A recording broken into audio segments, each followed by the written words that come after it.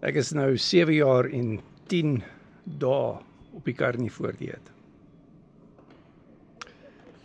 8 jaar terug het ek 'n vetterige lewer gehad, nie alkoholiese vetterige lewer.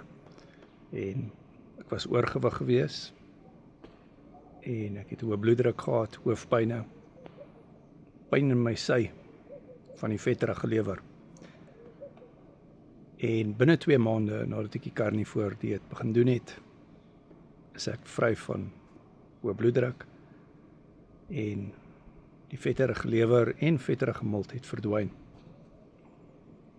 So, jy kan dit ook doen. Maar jy moet reg doen.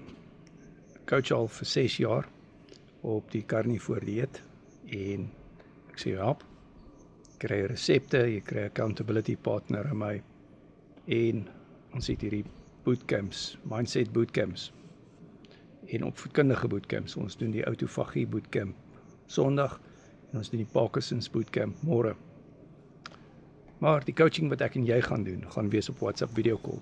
Kyk na wat jy eet, ons maak unieke aanpassings volgens jou situasie. Karnivore is nie net iets op 'n lysie nie. En daar sekere goed wat meer inflammasie veroorsaak en sekere goed wat ons uitsny vir sekere mense. WhatsApp my nommer is in die bio.